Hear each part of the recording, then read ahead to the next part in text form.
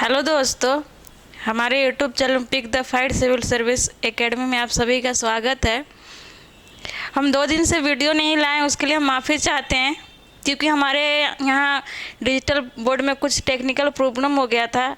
ऐसा प्रॉब्लम था जो हम कहने में हमें भी बहुत अजीब फील हो रहा है क्योंकि हम खुद ही वहाँ पर थे। जैसे क्या बताएं, जैसे हमारे यहाँ जो ट्रांसफार्मर था उसमें वो ट्रांसफार्मर ब्लास्ट किया तो हमारे डिजिटल बोर्ड अचानक से उसका हाई वोल्टेज अपने तरफ आकर्षित कर लिया, जिसकी वजह से पूरे डिजिटल बोर्ड में धुआं धुआं भर गया था। और उस वक्त हम ही उस डिजिटल बोर्ड के पास थे, तो जैसे हमें तो पता ही नहीं चला कि ये क्या हो रहा है क्या नहीं हो रहा है। और अभी हाल ही में आप देखे होंगे दिल्ली में कुछ घटना घटा था कोचिंग में, उसके लेके मेरे मन में बहुत अजीब सा फील हुआ। कहें तो हम पूरी रात भर नहीं सो पाए थे, डर से अजीब सा फील हो रहा था। पता नहीं क्या हो जाता, होता तो क्या होता, इस तरह से बहुत फील हो रहा था। लेकिन फिर आज भी पहले बार जब बोर्ड को ठीक किया गया तो पहले वीडियो हम ही बना रहे हैं। डर तो था, डर है भी, बट इसका मतलब ये नहीं है कि हम अब जो कर रहे हैं उससे पीछे हट जाएंगे।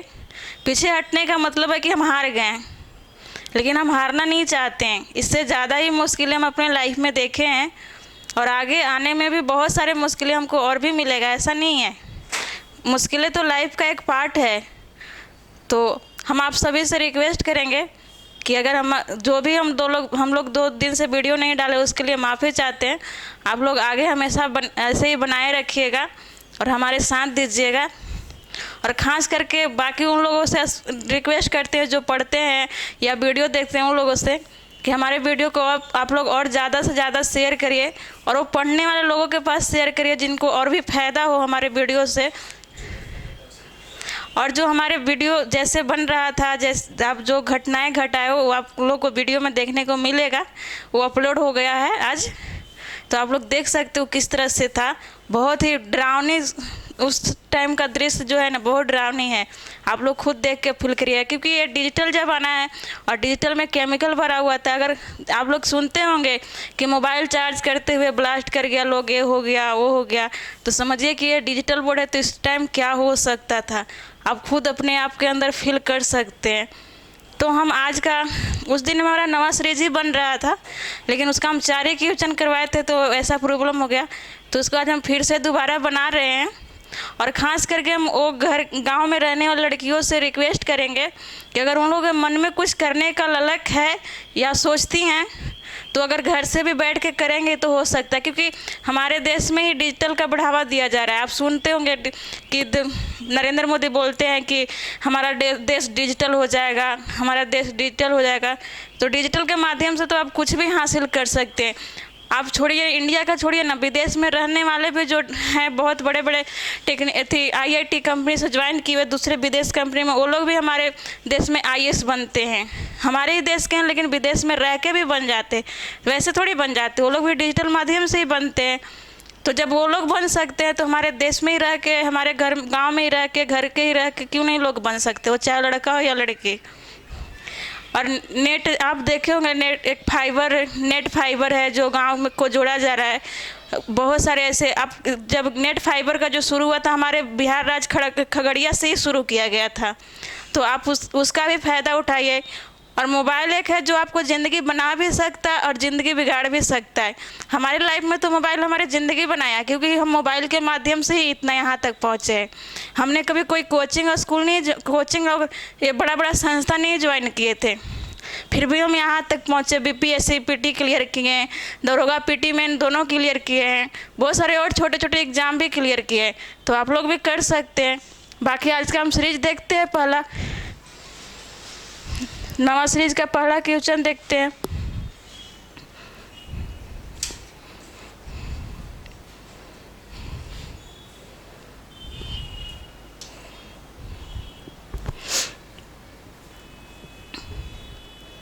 थोड़ा पेन चेंज कर लेते हैं, पेन भी ब्लैक है और क्वेश्चन भी ब्लैक है। मेरे से पेन भी चेंज ही नहीं होता है।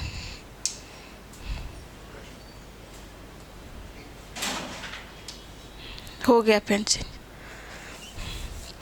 और एक बात और आप लोग से कहना है कि जैसे आप लोग देख रहे हैं 10 क्वेश्चन का डिस्कशन हो रहा है, अगर आप ये 10 क्वेश्चन का डिस्कशन अच्छे से देखते हैं जितना मिनट का है, तो ऐसा नहीं है कि आपको सिर्फ 10 ही क्वेश्चन सोल्व होगा। मुझे लगता है कि 100 पार भी क्वेश्चन सोल्व हो सकता है, 50 भी हो सकता है। हमारे अंदर जितने भी है, हम ये बस चाहते हैं कि हम जो भी जानते हैं आप लोग को बताएं, और जो आप लोग नहीं जानते हैं वो लोग सीखने की कोशिश करेंगे। और हम 10 क्वेश्चन का डिस्कशन बहुत बेहतर तरीक़े से करते हैं और कोशिश भी करते हैं करने के लिए। आप लोग को कहीं अगर कोई प्रॉब्लम लगता है या और कुछ और उसमें जोड़ना चाहिए या कुछ और बताना चाहिए तो प्लीज़ आप लोग कमेंट करें और हम कोशिश करेंगे सुधारने के लिए। तो पहला क्वेश्चन देखिए आप लोग।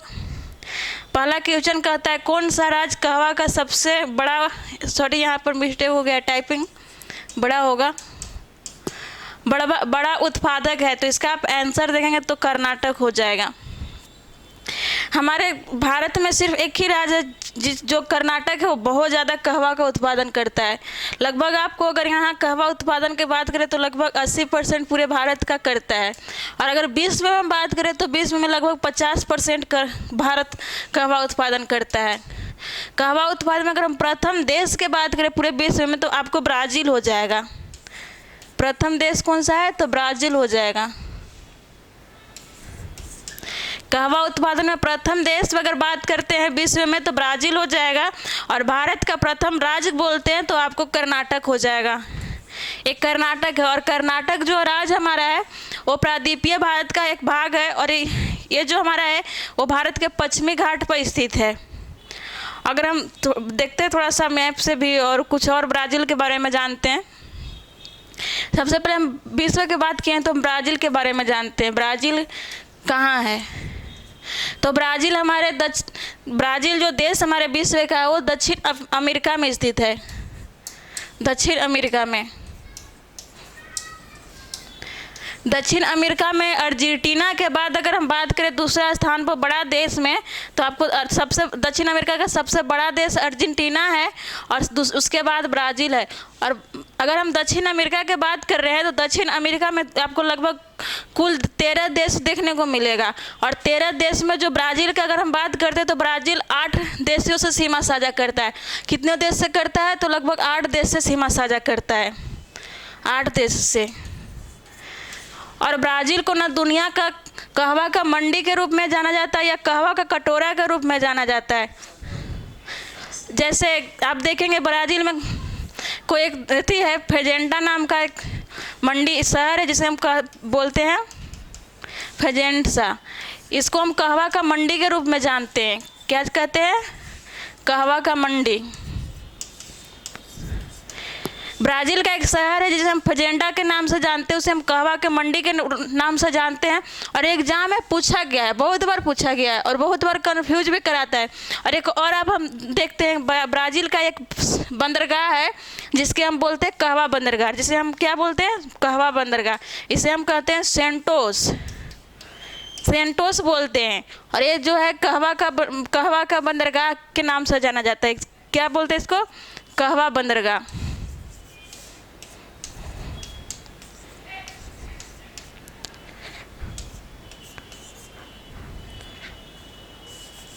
इसको कहवा के बंदरगाह के रूप से जानते हैं, बंदरगाह।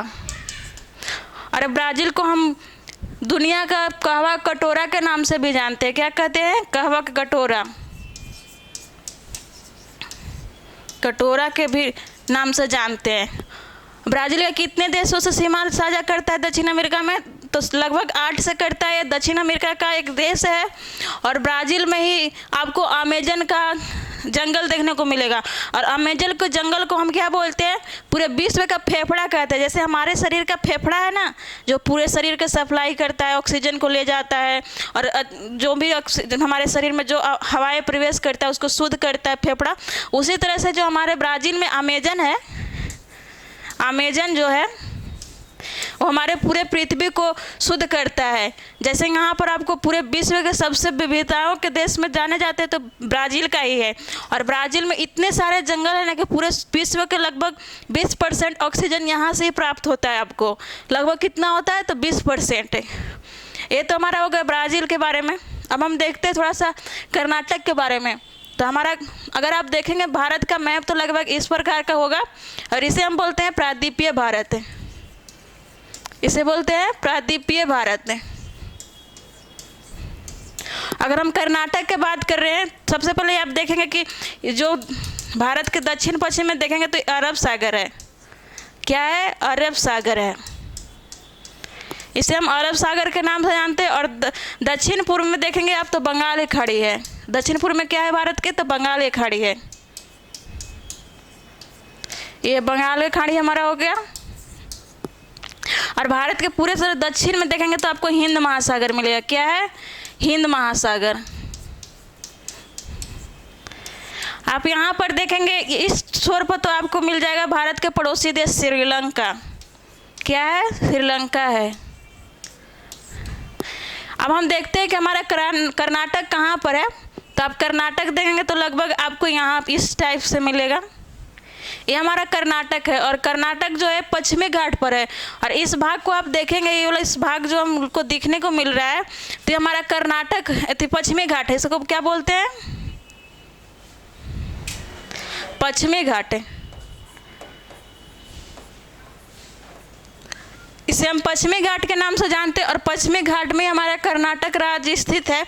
और कर्नाटक राज्य की अगर सीमा की बात करें तो आपको लगभग इसका एक महाराष्ट्र से लगता है, गोवा से लगता है, और आंध्र प्रदेश, तेलंगाना और केरल से लगता है।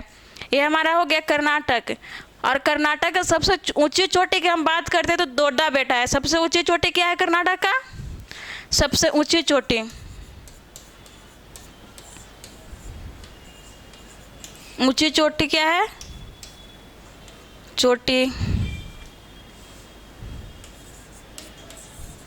चोटी है दोड्डा बेटा।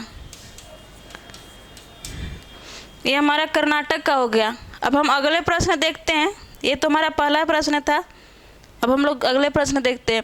कहता है भारत का सबसे महत्वपूर्ण खनिज युक्त रोक तंत्र है। तो इसका आप आंसर देखेंगे तो आपका आंसर हो जाएगा, इसका आंसर आपका धड़वार हो जाएगा। अब हम बात करते हैं धड़वार के बारे में। तो ये आपको ना इसका सबसे ज़्यादा विस्तार की बात करें तो कर्नाटक में है। कर्नाटक में है। धड़वार का सबसे ज़्यादा विस्तार का है तो कर्नाटक है। इसके बाद आप देखेंगे तो इसका विस्तार राजस्थान, गुजरात, लद्दाख, और इसका विस्तार आपको बिहार में भी मिलेगा। और बिहार में बीपीएससी में एक प्रश्न पूछा हुआ है, जो आप प्रश्न देखेंगे कि खड़गपुर का पठार जो है, मतलब पूछा था भारत में, बिहार में कि बिहार का सबसे पुराना चट्टान कौन सा है, तो उसमें ऑप्शन दिया था खड़गपुर का चट्टान था, रोहतास का था। तो उसका आंसर में आप देखेंगे तो खड़गपुर होगा, क्योंकि खड़गपुर का चट्टान जो है ना आपको धड़वार का ही मिलेगा।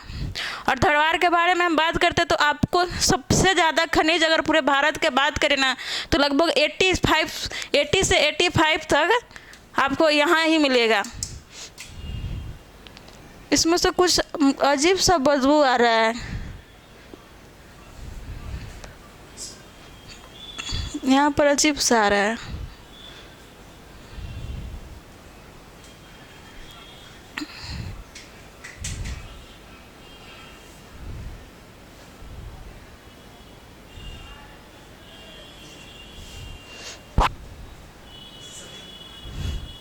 पता नहीं, हमको डर ही लग रहा है। आप लोगों का नहीं लग रहा है? तो हम खनिज के बारे में बात कर रहे थे। सॉरी, थोड़ा सा मुझे लगा अंदर में थोड़ा सा डर बना हुआ है तो ऐसा फील हो रहा है हमको। तो हम देख रहे थे धड़वार का चट्टान के बारे में। तो हम बात कर रहे थे सबसे ज़्यादा खनिज मतलब किस चट्टान में पाया जाता है। तो आप देखेंगे तो लगभग 80 से 85% खनिज आपको इसी चट्टान में मिलेगा। और इस चट्टान की अगर हम बात करते हैं तो इसमें खनिज के बारे में जैसे हम देखेंगे तो सोना हो गया, लोहा हो गया, तांबा, यानी जितना भी महंगी से महंगी खनिज जो आपको सबसे ज़्यादा धड़वार क्रम के चट्टान में मिलेगा। और धड़वार क्रम का जो चट्टान है ना, अगर हम बात करते हैं कि पूरे विश्व के जब पूरे पृथ्वी ठंडा हुआ था तो उस टाइम का जो चट्टान का निर्माण हुआ था उस क्रम के भी चट्टान आपको धड़वार में देखने को मिलेगा। और धड़वार का जो चट्टान है वो आर्कियन क्रम के चट्टान का ही एक भाग है। जो कि आपको यहाँ मिलेगा देखने को। और दूसरा बात करते हैं तो इस चट्टान में आपको ना, इस क्रम के चट्टान में आपको कोई जीवाश्म नहीं मिलेगा, यानी जीवाश्म रहित चट्टान है। क्या बोलेंगे इसको? जीवाश्म रहित चट्टान है। इसमें कोई भी जीवाश्म नहीं है, यानी ये अवसादी ना होकर अग्नाशय चट्टान है। क्या बोलेंगे? अग्नाशय चट्टान है, अग्नाशय चट्टान है ये।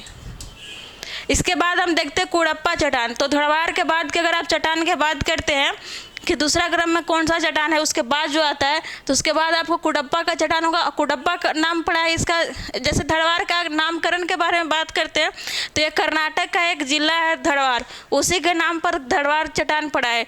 और उस तरह अगर हम कुडप्पा देख रहे हैं तो कुडप्पा का नामकरण की अगर हम बात करते हैं तो ये आंध्र प्रदेश का एक जिला है कुडप्पा, उसके नाम पर एक कुडप्पा पड़ा है। और इसका सबसे ज़्यादा विस्तार अगर आप बात करते हैं ना तो आपको आंध्र प्रदेश में मिलेगा। और इसके बाद का ये चट्टान है, इसमें कोई ज़्यादा खनिज नहीं देखने को मिलता है। इसके बाद आप देख रहे हैं गोंडवाना का, तो गोंडवाना चट्टान अभी नवीनतम चट्टान। अगर हम भारत के बात करें, अगर हम भारत के बात करें तो भारत का अगर हम बात करते हैं कि जैसे नवीनतम चट्टान में, तो नवीनतम चट्टान में आपको मिल जाएगा गोंडवाना का चट्टान। कौन सा चट्टान है? तो गोंडवाना का चट्टान है। और इसका भी अगर हम नामकरण की बात करें ना तो इसका भी आपका नामकरण मध्य प्रदेश के एक गोंडा जगह है उस पर नाम पड़ा है गोंडवाना। और अब आप देखते हैं विंध्याचल। तो विंध्याचल का अगर बात करें तो इसका जो सबसे ज़्यादा विस्तार आप देखेंगे तो मध्य प्रदेश में है, मध्य प्रदेश में है। और इस क्रम का चट्टान ये आपको कुडप्पा के बाद के क्रम का मिलेगा। और सबसे नया चट्टान आपका हो जाता है धड़वार। कौन सा? धड़वार है। अब हम देखते हैं विंध्याचल का। तो विंध्याचल का अगर चट्टान की बात करते हैं ना तो आपको इसमें मिलेगा बेसाल्ट का चट्टान, बेसाल्ट मिलेगा, चूना पत्थर मिलेगा और लाल बलुआ पत्थर भी यहाँ मिलेगा आपको। लाल बलुआ पत्थर मिलेगा। आगे अभी वर्तमान में आप ज्योग्राफी का डिस्कशन या ज्योग्राफी का क्वेश्चन पेपर के बारे में बात करेंगे तो मुझे नहीं लगता है कि इससे ज़्यादा कहीं बेटर मिलेगा डिस्कशन या जो भी आप लोग देख सकते हैं। हो सकता है थोड़ी हम अभी यूट्यूब चैनल पर नया है या सोशल मीडिया पर तो थोड़ा लोग मुझे कम जानते हैं तो लोग कम देखते हैं, लेकिन अगर आप लोग कोशिश करिएगा, अगर आप लोग हेल्प करिएगा तो हमारे जो भी है बहुत लोगों के लिए फ़ायदेमंद होगा। अगर आप अपने फ्रेंड लोगों को या रिश्तेदार किसी को भी अगर शेयर करते हैं तो उन लोग के लिए फ़ायदेमंद ही होगा, नुकसान तो नहीं करेगा। अब आप लोग के ऊपर है। अब हम बात कर रहे हैं लाल बलुआ पत्थर के बारे में। तो आप जो लाल किला देखते हैं ना वो विंध्याचल क्रम के चट्टानों से ही बना हुआ है। लाल किला भी आपको विंध्याचल क्रम के चट्टान से ही बना हुआ है। लाल किला कह दे या सिकंदरा कह दे जो अकबर द्वारा बनाया गया है। इसके बाद आप देखेंगे कुतुब मीनार जो है उसमें भी, और गुंडवती एक और देखेंगे आप हैदराबाद का गोलकुंडा का जो महल है वो भी आपको विंध्याचल क्रम के चट्टान से का ही बना हुआ है। तो ये हमारा हो गया सेकंड प्रश्न। अब हम थर्ड प्रश्न देखते हैं। ये हमारा थर्ड प्रश्न है। थर्ड प्रश्न जो है कहता है तलचर किस लिए प्रसिद्ध है। तो तलचर किस लिए प्रसिद्ध है और कहाँ स्थित है इसके बारे में हम बात करते हैं। तो आप देखेंगे इसका आंसर आप लोगों का कोयला हो जाएगा। और तलचर की हम बात करते हैं तो तलचर कहाँ पर स्थित है? उड़ीसा में है। और तलचर कोयला के लिए प्रसिद्ध है। अगर हम कोयला के लिए बात कर रहे हैं तो आपको गोंडवाना का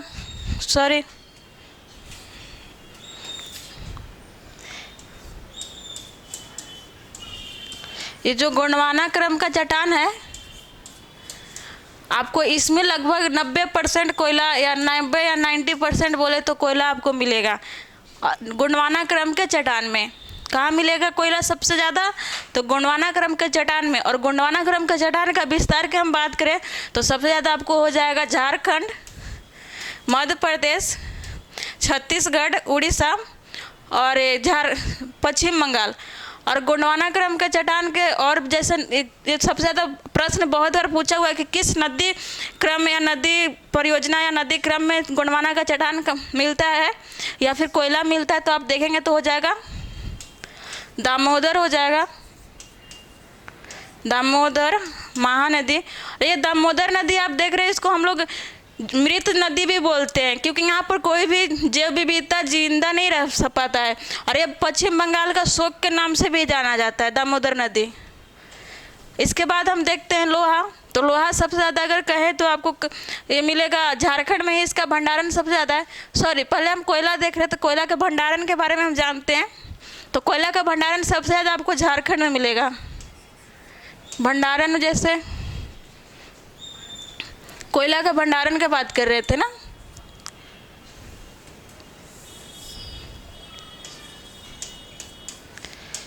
कोयला का भंडारण, सॉरी, भंडारण में आपको झारखंड हो जाएगा। और उत्पादन में बात करें तो छत्तीसगढ़ हो जाएगा। कोयला का हो गया। इसी तरह से अगर हम पूरे विश्व में कोयला का बात करें तो पूरे विश्व में कोयला उत्पादन करता है चीन। इसके बाद अगर हम बात करें भंडारण में, तो भंडारण में यूएसए के पास है, भंडारण यूएसए के पास है। और उत्पादन करता है चीन। प्रथम में उत्पादन में चीन है, दूसरे पर भारत उत्पादन करता है, लेकिन और भंडारण में हम बात करें तो यूएसए है। फिर लोहा की बात करते हैं हमारे देश में, तो लोहा का सबसे ज़्यादा उत्पादन करता है कौन सा?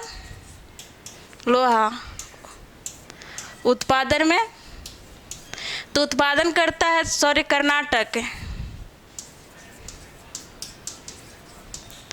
और भंडारण में बोले तो झारखंड है। झारखंड का आप शिव भूमि ये सब देखेंगे तो सबसे ज़्यादा कोयला यहीं से भंडारण यहीं मिलता है देखने को। और सबसे ज़्यादा भंडारण अगर कोयला का क्रम में देखेंगे तो हेमेटाइट कोयला जो है आपको मिलेगा। हेमेटाइट कोयला का भंडारण सबसे ज़्यादा झारखंड में मिलेगा। अगर इसके बाद अगर हम बात करें कोयला, तो आपको लद्दाख क्षेत्र में भी लोहा लद्दाख क्षेत्र में मिलता है, और कोयला का भी विस्तार लद्दाख क्षेत्र में। इसलिए कहा जाता है कि लद्दाख जो भी है ना वो भी धड़वार क्रम का है। और इसके बाद देखते हैं अगला प्रश्न।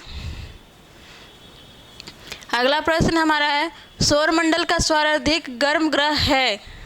तो सौरमंडल का हम देखते हैं, हमारा क्वेश्चन नंबर 4 है। उस दिन हम यहीं पर डिस्कशन कर रहे थे तो हमारे बोर्ड का प्रॉब्लम हुआ था, और सबसे जैसे इस डिस्कशन को ख़त्म करके हम अगला प्रश्न लाने वाले थे तो हमारे बोर्ड से धुआं निकलने लगा। आप वीडियो देखिएगा तो समझ आ जाएगा। वो वीडियो अपलोड हो गया है आज। इसका आंसर का हम बात करें तो इसका आंसर शुक्र हो जाएगा। सबसे पहले हम देखते हैं कि हमारे सौरमंडल में ग्रहों की संख्या कितनी है। क्या देखेंगे? सौरमंडल में ग्रहों की संख्या। तो संख्या में आप देखेंगे तो 8 है। अब हम देखते हैं 8 में कौन कौन है। तो देखते हैं, बुध हो गया, शुक्र हो गया, शनि है, मंगल, बृहस्पति हो गया, वरुण हो गया और अरुण हो गया। 1 2 3 4 5 6 7 सॉरी एक और होगा यहाँ पर पृथ्वी। इसमें अगर आप देखेंगे सबसे दूर नज़दीक का ग्रह सूर्य का तो आपको बुध हो जाएगा।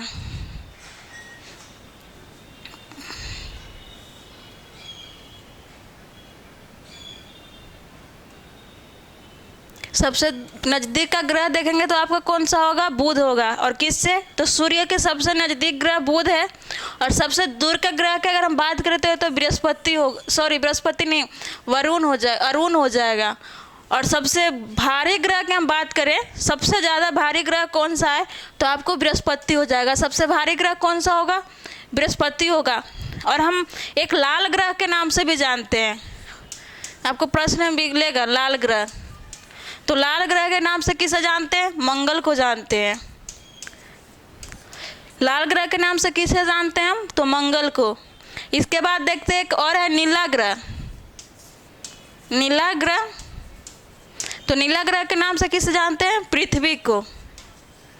ये सब आप लोग को कोई भी एग्जाम में देखिएगा, प्रीवियस ईयर में तो पूछा हुआ है।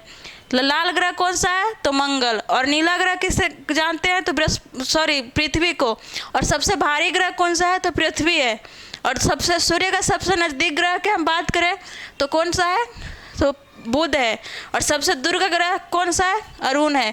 और आप लोग सोच रहे होंगे कि 8 ही ग्रह है, सूर्य के बारे में नहीं बताया गया। तो सूर्य एक तारा है। क्या है? सूर्य जो है एक तारा है, ग्रह नहीं है। और एक आप देख रहे हैं पृथ्वी, तो पृथ्वी का एक प्राकृतिक उपग्रह है। पृथ्वी का एक प्राकृतिक उपग्रह है जिसे हम क्या बोलते हैं? पृथ्वी का प्राकृतिक ग्रह एक उपग्रह है जिसे हम चंद्रमा कहते हैं। पृथ्वी का उपग्रह जो है चंद्रमा है।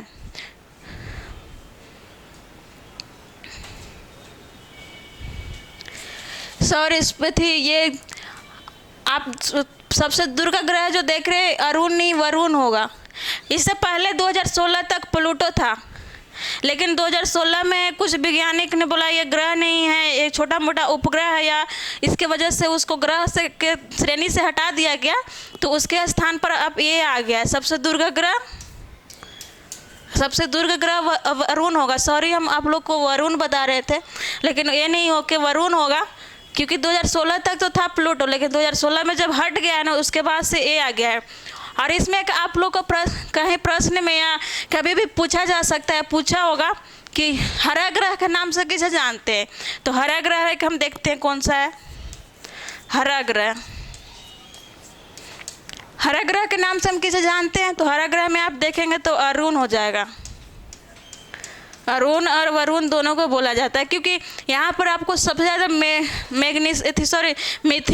मेथियम और हाइड्रोजन गैस मिलता है, जिसके वजह से इसके हरा ग्रह जैसा दिखता है, हरा के कलर का। ये हमारा हो गया। और हम बात कर रहे थे, अगर हम इससे और बात करते हैं कि हमारे पृथ्वी पर ग्रह जो है जैसे बृहस्पति शनि ग्रह है, इसमें से आप देखेंगे तो 2 ग्रह का कोई उपग्रह नहीं है। तो हम उसको देखते हैं, थोड़ा कलर चेंज कर लेते हैं। ये तो आप देखेंगे तो जैसे हम बात करते हैं कौन सा ऐसा ग्रह है जो प्रश्न पूछा हुआ है। आप प्रीवियस ईयर बीपीएससी भी देखिएगा या बिहार के किसी भी एग्जाम में भी तो पूछा हुआ है, बाकी एग्जाम तो ऑल इंडिया में भी देखिएगा तो पूछेगा कि ऐसा कौन सा ग्रह है जिसका कोई उपग्रह नहीं। तो हम देखते हैं कौन सा है। बुध और शुक्र का कोई ग्रह नहीं है। बुध और शुक्र का कोई उपग्रह नहीं है, का कोई उपग्रह नहीं है। सबसे ज़्यादा किसका, कौन सा ग्रह का उपग्रह है? तो बृहस्पति का सबसे ज़्यादा ग्रह उपग्रह है। इससे पहले शनि था, लेकिन जल्दी में इसका और भी ग्रह मिला, जिससे 92 को हो गया है। इसका उपग्रह की संख्या 92 है। उपग्रह की संख्या 92 है। इसके बाद शनि का, इसके बाद अगर हम ग्रहों की संख्या देखें तो शनि का है। शनि का कितने ग्रह है? तो अभी इसके पास 88 लगभग ग्रह उपग्रह है। ये तो हमारा हो गया। और एक और भी प्रश्न पूछा जाता है, ऐसा कौन सा ग्रह उपग्रह है जिसे हम सांझ का तारा या भोर का तारा कहते हैं? तो उसे शुक्र को बोलते हैं। शाम का तारा, शाम का तारा और सुबह का तारा। तो इससे हम कौन से ग्रह के नाम को से जानते हैं? तो शुक्र के। और शुक्र का सबसे गर्म ग्रह भी बोलते हैं और सबसे ठंडा ग्रह भी बोलते हैं। इसे ही ठंडा ग्रह भी बोलते हैं, इसे ही ठंडा ग्रह बोलते हैं। अब हम अगला प्रश्न देखते हैं, 5वां।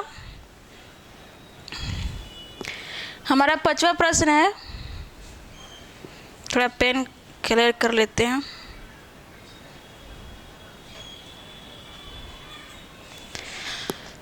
एक मिनट।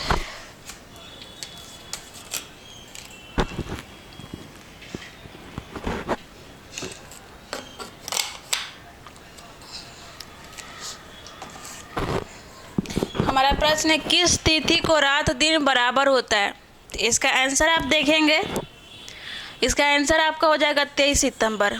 किस तिथि को दिन और रात बराबर होता है? तो 23 सितंबर को होता है। थोड़ा सा मैप से हम इसे समझते हैं। मैप देखते हैं। ये आप देखेंगे तो हमारा थोड़ा इस टाइप से आपको गोलार्ध मिलेगा। हमारा गोलार्ध जैसे जिसे हम गोलार्ध बोलते हैं उसे पृथ्वी बोलते हैं। पृथ्वी के अगर मध्य से देखिएगा तो एक रेखा गुजरता है जिसे हम बोलते हैं 0 डिग्री उत्तरी अक्षांश। उत्तरी अक्षांश। इसे एक और नाम से जानते हैं जिसे हम बोलते हैं भूमध्य रेखा। क्या बोलते हैं? भूमध्य रेखा। इसके आप 0 डिग्री के नीचे दक्षिण में आइएगा तो आपको एक और रेखा मिलेगा जिसे हम बोलते हैं 23.5 डिग्री। 23.5 डिग्री दक्षिणी अक्षांश। और इसे किस नाम से हम जानते हैं? तो इसे हम मकर रेखा के नाम से जानते हैं। मकर रेखा। इसी तरह से अगर आप 0 डिग्री के उत्तर में जाइएगा तो 0 डिग्री के उत्तर में 23.5 डिग्री पर जाएगा तो यहाँ एक और रेखा मिलता है जिसे हम किस नाम से जानते हैं? तो कर्क रेखा के नाम से जानते हैं। और ये भी 23.5 डिग्री है। 23.5 डिग्री उत्तरी अक्षांश। इसे हम बोलते हैं कर्क रेखा। तो जब जैसे हम 23 सितंबर देखें तो 23 सितंबर जैसे आप यहाँ देखेंगे 23 सितंबर का सूर्य आपको ना 23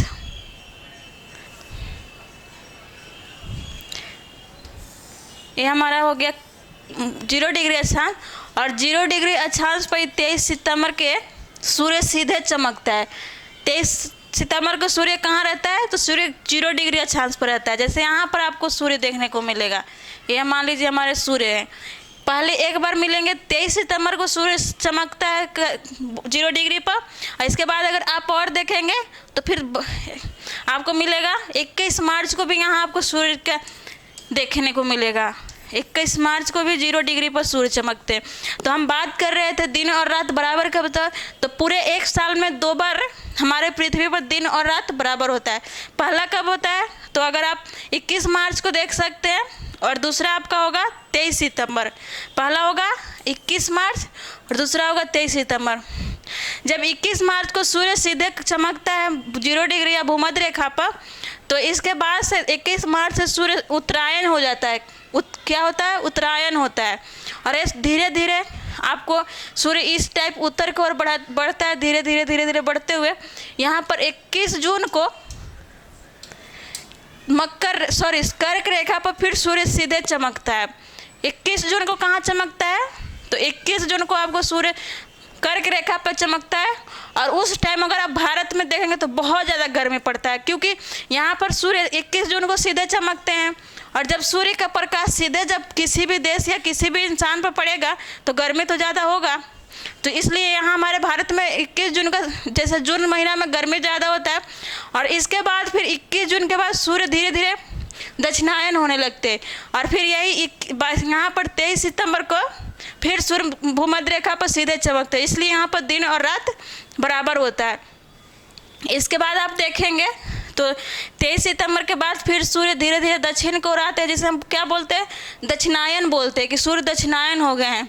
और यहाँ पर 22 दिसंबर को सूर्य फिर मकर रेखा पर सीधे चमकते हैं जिसलिए दक्षिणी ध्रुव पर इस साइड में इस टाइम हमारे पृथ्वी पर ठंड होता है गर्मी होता है। यहाँ बहुत ज़्यादा गर्मी पड़ता है।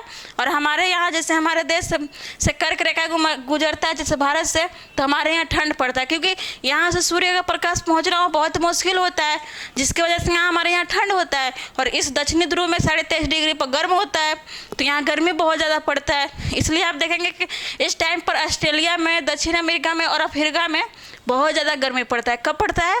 तो दिसंबर में। और उसका विपरीत है कि हमारे यहाँ ठंड पड़ता है। ठंड हमारे यहाँ कब पड़ता है? दिसंबर में। और दक्षिणी गोलार्ध में 23.5 डिग्री अक्षांश पर उस टाइम बहुत गर्मी पड़ता है। और इसी तरह से विपरीत है कि जब हमारे यहाँ गर्मी होता है जैसे उत्तरी गोलार्ध में 23.5 डिग्री पर जब गर्मी होता है तो दक्षिणी गोलार्ध में 23.5 डिग्री पर बहुत ज़्यादा ठंड पड़ता है।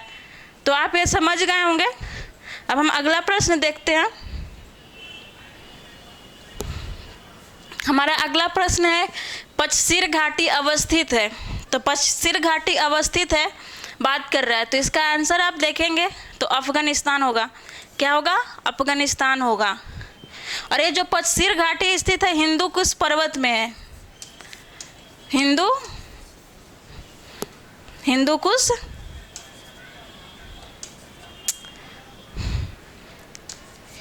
कुश पर्वत। और ये लगभग जैसे अफगानिस्तान में कंधार शहर है, कंधार शहर से लगभग ये 30 या 40 किलोमीटर दूर पर स्थित है। 30 या 40 किलोमीटर दूर कंधार से। आप हिस्ट्री पढ़े होंगे तो कंधार पढ़ने के लिए मिला होगा। और इसके बाद एक और अगर हम देखते हैं यूएसए में, तो यूएसए में एक मृत घाटी है। क्या है? मृत घाटी है। तो ये हमारा हो गया प्रश्न। अब हम अगला प्रश्न देखते हैं। हमारा अगला प्रश्न है, भारत की तट रेखा की लंबाई कितना है? तो इसका आंसर देखते हैं। इसका आंसर सी होगा, 7516.6 किलोमीटर। अब हम मैप से देखते हैं भारत को, थोड़ा सा मैप से समझते हैं। या आप इस टाइप से देखेंगे तो हमारा भारत है लगभग, सॉरी,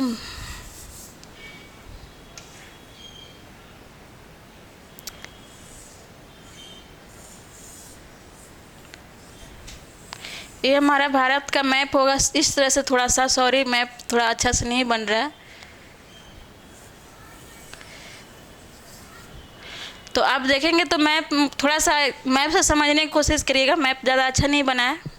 तो ये हमारा देखेंगे तो उत्तर होता है, ये आप देखेंगे तो दक्षिण है, दक्षिण, और ये पूरब है, और ये हो जाता है पश्चिम। तो हमें पूछा था कि समुद्र से कितनी लंबाई है, तो यहाँ से आप देखेंगे तो यहाँ से लगभग ये गुजरात है, और यहाँ पर पश्चिम बंगाल है। पश्चिम बंगाल है। थोड़ा पेन चेंज कर लेते हैं, ब्लैक।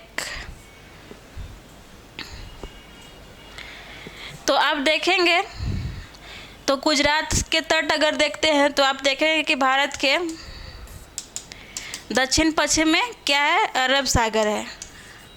ये अरब सागर है। और अब दक्षिण पूर्व में देखेंगे तो बंगाल की खाड़ी है। क्या है? बंगाल की खाड़ी। ये हमारा भारत का लगभग मैप है। आप देखेंगे तो समुद्र से सीमा साझा करने वाले राज्यों की संख्या कितना है? तो 9 है। राज्यों की संख्या 9 है। और इसके बाद और देखेंगे तो 5 केंद्र शासित प्रदेश भी है जो हमारे समुद्र सीमा साझा करता है। कितना? 5 केंद्र शासित प्रदेश है। ये दोनों समुद्र से सीमा साझा करता है, जिसमें 2 ऐसा केंद्र शासित प्रदेश है जो पूरी समुद्र में स्थित है। एक पहला है जो अरब सागर में है, जिसे हम बोलते हैं लक्षद्वीप। पहला क्या? लक्षद्वीप। ये हमारा मान लीजिए लक्षद्वीप है। और दूसरा हमारा बंगाल की खाड़ी में है। दूसरा क्या है? बंगाल की खाड़ी में है, जिसे हम बोलते हैं अंडमान निकोबार। अंडमान निकोबार। तो हम सबसे पहले देखते हैं कि हमारे सिर्फ भारत के मुख्य भूमि से कितने समुद्री सीमा साझा करता है। तो मुख्य भूमि से हम देखेंगे तो लगभग हो जाता है 6100। कितना? 6100 किलोमीटर। और सारे द्वीपीय सहित अगर हम बात करते हैं तो द्वीपों के लेंगे, मुख्य भूमि से सिर्फ हो गया।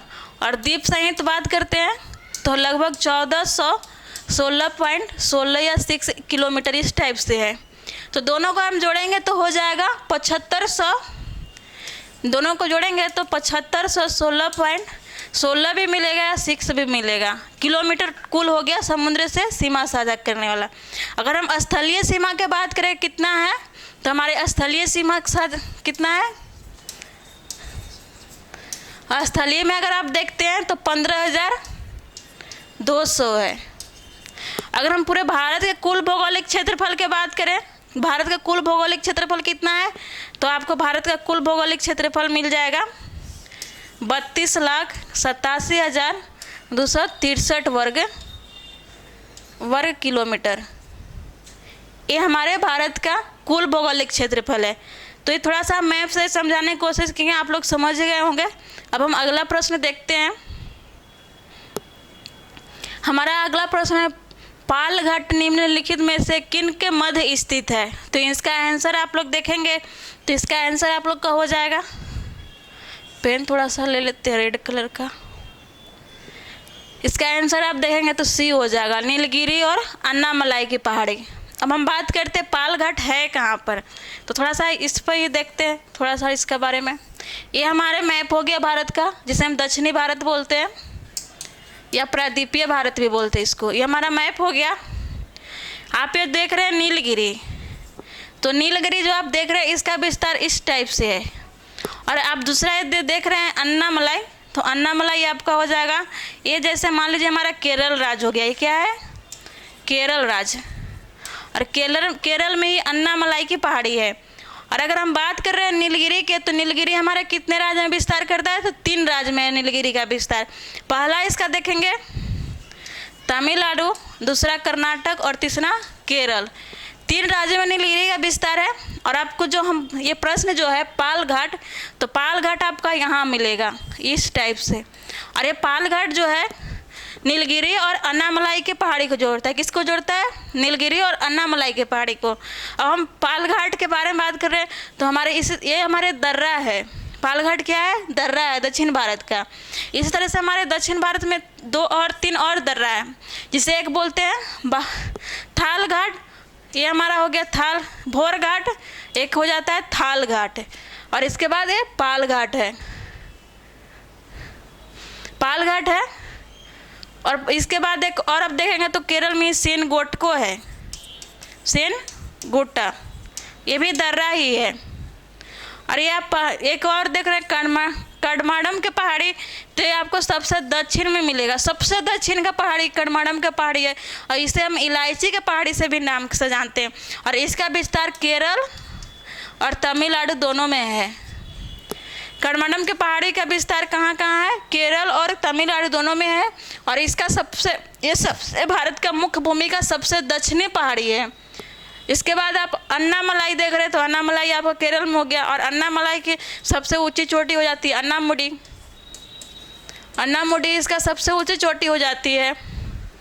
तो ये हमारा हो गया 8वां प्रश्न। अब हम 9वां प्रश्न देखते हैं।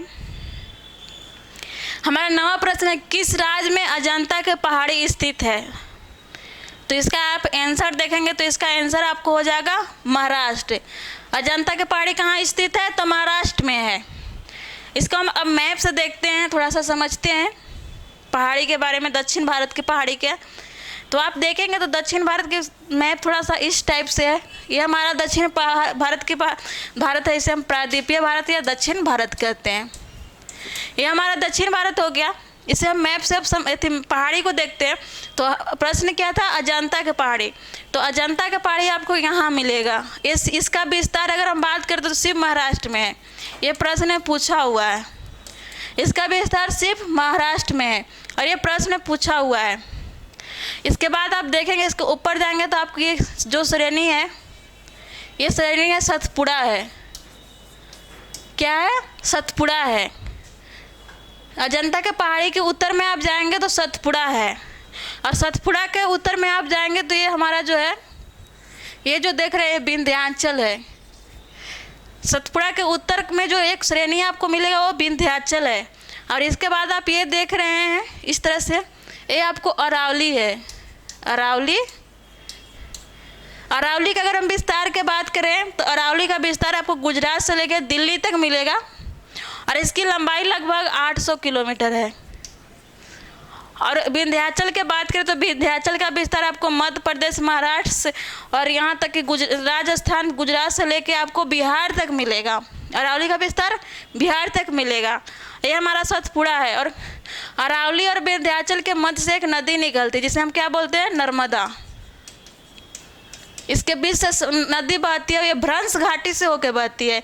जब ये दोनों पहाड़ के बीच एक दरार निकल जाती है तो ये भ्रंश घाटी बोलते हैं, और भ्रंश घाटी से निकल के बहती है और ये अरब सागर में गिरती है। इस भाग में हमारा क्या है? अरब सागर, अरब सागर है। और नर्मदा नदी कहाँ गिरती है? तो अरब सागर में गिरती है और ये निकलती है अमरकंटक से, अमरकंटक से निकलती है। और अमरकंटक से 3 नदी निकलती है। एक नर्मदा नदी हो गया, जो ये पूर्व से पश्चिम की ओर प्रवाहित होती है। कहाँ होती है? पूर्व से पश्चिम की ओर। और ये गिरती कहाँ है? अरब सागर में। अरब सागर में गुजरात के खामात के खाड़ी है, उसके आसपास में गिरती है। उसी तरह से आप सतपुड़ा के नीचे आइएगा तो ये हमारा हो गया ताप्ती नदी। ताप्ती नदी, जैसे अगर हम बात करें विंध्याचल और सतपुड़ा पर्वत के विभाजित जो कौन सा करता है नदी, तो नर्मदा नदी हो गया। उसी तरह से सतपुड़ा और अजंता नदी, अजंता के श्रेणी को कौन सी नदी विभाजित करती है? तो ताप्ती नदी। और ताप्ती नदी भी पश्चिम की ओर प्रवाहित होती है, ये भी अरब सागर में गिरती है। और हम बात कर रहे थे यहाँ से अमरकंटक से 3 नदी निकलती है, तो एक नर्मदा हो गया, नर्मदा नदी, दूसरा सोन नदी और तीसरा है महानदी। ये 3 नदी यहाँ से निकलती है, जिसमें एक नदी है जो पश्चिम की ओर प्रवाहित होती है। पश्चिम की ओर कौन प्रवाहित होती है? नर्मदा नदी। और इसमें से आपको मिलेगा सोन और महानदी, ये हमारे बंगाली खाड़ी में गिरती है। जो इस भाग को आप देख रहे हैं बंगाली खाड़ी है, और इसी भाग में गिरता है सोन नदी और नर्मदा नदी। और सोन नदी और नर्मदा नदी डेल्टा का निर्माण करती है, जबकि ताप्ती और नर्मदा नदी जो है इंचुरी या कहे तो इंचुरी का निर्माण करती है, या जवार नदमुख के निर्माण करती है। तो हमारा हो गया। और हम बात कर रहे थे अगर नर्मदा नदी के, तो प्रायद्वीपीय नदी में पश्चिम की ओर प्रवाहित होने वाली सबसे लंबी नदी है। तो ये हमारा प्रश्न हो गया। हम अगला प्रश्न देखते हैं। हमारा अगला प्रश्न है, किस राज्य की सीमा पाकिस्तान को स्पर्श करती है? तो इसका आंसर आप देखेंगे तो इसका आंसर आप लोगों का क्या होगा? गुजरात होगा। अब हम देखते हैं मैप से। तो ये आप हमारा मैप देख रहे हैं, भारत का है। थोड़ा आप लोगों को सही नहीं दिख रहा होगा, इसको हम करते हैं।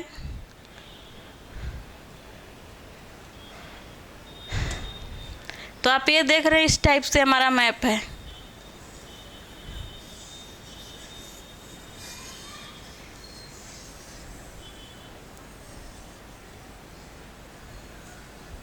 ये हमारा मैप है भारत का। तो हमारे भारत का किस दिशा में पाकिस्तान स्थित है? तो हम बात करते हैं, सॉरी थोड़ा सा ऊपर तक और है मैप।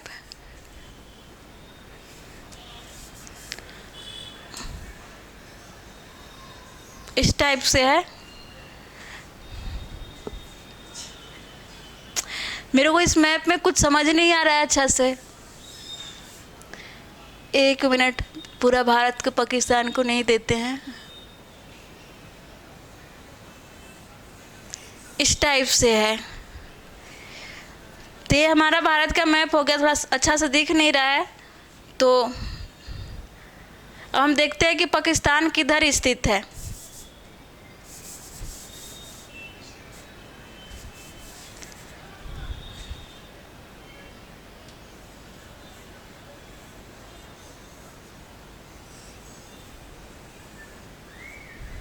ये हमारा भारत का मैप हो गया। अब हम देखते हैं कि पाकिस्तान भारत के किस दिशा में और कहाँ पर हम स्थित है। तो भारत का अगर देखेंगे तो आपको उत्तर पश्चिम में, किधर है? उत्तर पश्चिम में है। उत्तर पश्चिम में भारत के उत्तर पश्चिम में पाकिस्तान है। ये हम पाकिस्तान हो गया। और पाकिस्तान से अगर राज्यों की बात करें, कौन कौन सी राज्य की सीमा लगता है, तो आप ये देखेंगे। थोड़ा पेन ले लेते हैं दूसरा। तो ये हमारा हो गया गुजरात, राजस्थान। इसके बाद आप ये देखेंगे पंजाब है, और ये जम्मू कश्मीर है, और ये लद्दाख है। तो हमारे पाकिस्तान से कितने राज्यों की सीमा लगता है? तो 4 राज्य की सीमा 3 राज्य का सीमा लगता है और 2 केंद्र शासित प्रदेश। तो कुल कितना हो गया? 5। और अगर सबसे ज़्यादा लंबी सीमा साझा करने में बात करें तो सबसे ज़्यादा राजस्थान का सीमा लगता है। और कुल लंबाई की बात करें तो लगभग इसका लंबाई हो जाता है 3323 किलोमीटर लगभग होगा। लंबाई की बात करें तो 3323 किलोमीटर लगभग हो जाएगा। कितने राज्यों से सीमा साझा करता है? तो 3 राज्य और 2 केंद्र शासित प्रदेश। तो कुल कितना हो गया? 5 हो गया। ये हमारे पाकिस्तान से हो गया। और पाकिस्तान ऐसा देश है जहाँ से भारत का स्थलीय सीमा भी लगता है और जलीय सीमा लगता है। स्थलीय सीमा में देखेंगे तो आपको राजस्थान, पंजाब, जम्मू कश्मीर, लद्दाख हो जाएगा। और जलीय सीमा में देखेंगे तो जलीय और स्थलीय दोनों से तो गुजरात हो जाएगा। अगर हम भारत के और पाकिस्तान के विवाद का बात करें तो हमारे सियाचिन ग्लेशियर से भी लेके विवाद होता है, और जो हमारा सियाचिन ग्लेशियर है यहाँ पर स्थित है। और ये जो भाग देख रहे हैं इसे हम क्या बोलते हैं, पीओके। इसे क्या बोलते हैं, पीओके। इस भाग को भी लेके विवाद है हमारे पाकिस्तान और भारत के बीच में, लेकिन अभी वर्तमान में पीओके पर कब्जा किसका है, पाकिस्तान का है। लेकिन भारत अभी भी अपना अंग मानता है, अभिन्न अंग मानता है। और एक और विवाद की बात करें हम, तो ये गुजरात का क्षेत्र है जिसे हम क्या बोलते हैं, कच्छ की रण या सर क्रीक। ये जो भाग आप देख रहे हैं इसे हम बोलते हैं कच्छ का रण, कच्छ का रण या फिर सर क्रीक, सर क्रीक बोलते हैं। और ये कितना डिग्री पर स्थित है, तो 24 डिग्री पर स्थित है, 24 डिग्री उत्तरी अक्षांश पर स्थित है। इस क्षेत्र पर भी भारत और पाकिस्तान के बहुत पुराना विवाद है, लगभग 1947 के बाद से विवाद चलते ही आ रहा है, लेकिन 1966 से सबसे ज़्यादा विवाद इस क्षेत्र पर हो गया। और एक विवाद यहाँ है, दूसरा विवाद ये, और कुछ विवाद नदी को लेकर होता है, जैसे झेलम नदी पर किशन गंगा परियोजना बना है, तो इस पर भी हमेशा विवाद करते रहता है। और इसके बाद हम, ये तो हो गया हमारा पाकिस्तान। इसके बाद आप यहाँ से देखेंगे तो थोड़ी सी इस सीमा से हमारा कैसा है, एक अफगानिस्तान देश है, उससे भी सीमा साझा करता है। उसका लंबाई कितना है, तो 106 किलोमीटर। अफगानिस्तान से कितना सीमा लगता है, तो 106 किलोमीटर। इसके बाद आप ये देख रहे हैं, जो भाग देख रहे हैं ये आपका ये चीन है, ये क्या है, चीन है। और भारत के उत्तर में अगर बात करें, उत्तर पूर्व में, तो उत्तर में सबसे ज़्यादा किस देश से सीमा साझा करता है, तो चीन से। इसका लंबाई कितना है, तो 3488 किलोमीटर। कितना है, 3488 किलोमीटर चीन से सीमा साझा करता है भारत। और इसके बात करें कि कितने राज्यों, कितने देशों से, केंद्र शासित प्रदेश से लगता है, तो आप पहला देखेंगे तो ये लद्दाख है।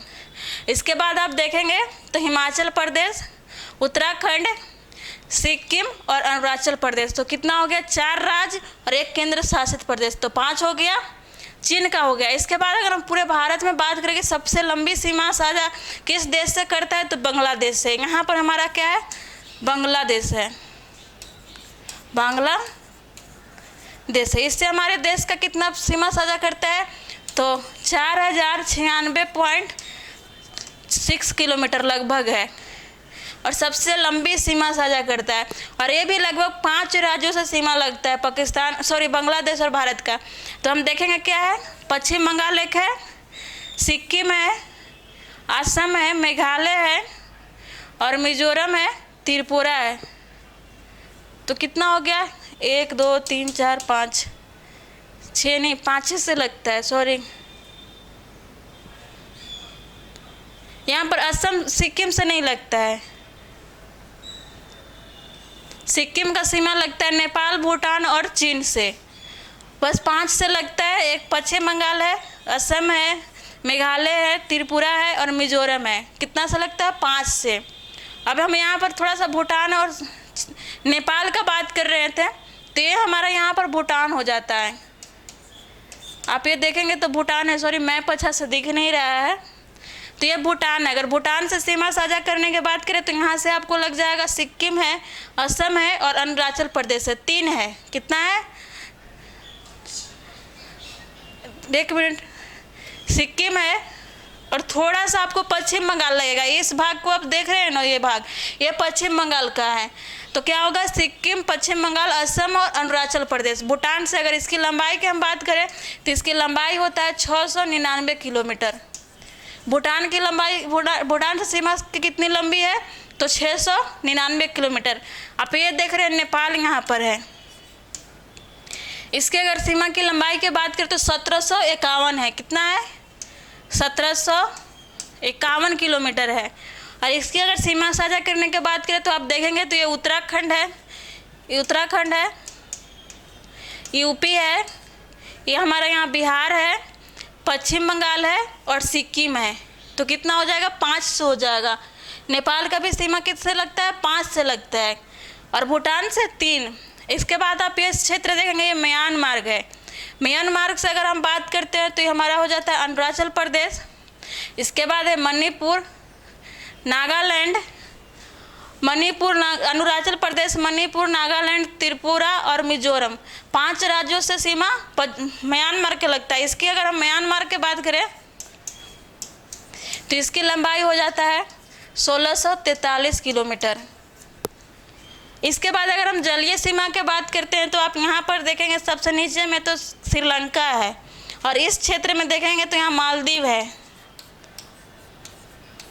मालदीव का सीमा लगता है लक्षद्वीप से श्रीलंका का भारत के मुख्य द्वीप से। और एक और देखेंगे आप यहाँ पर अंडो निकोबार, तो यहाँ पर इंडोनेशिया का भाग है, इंडोनेशिया।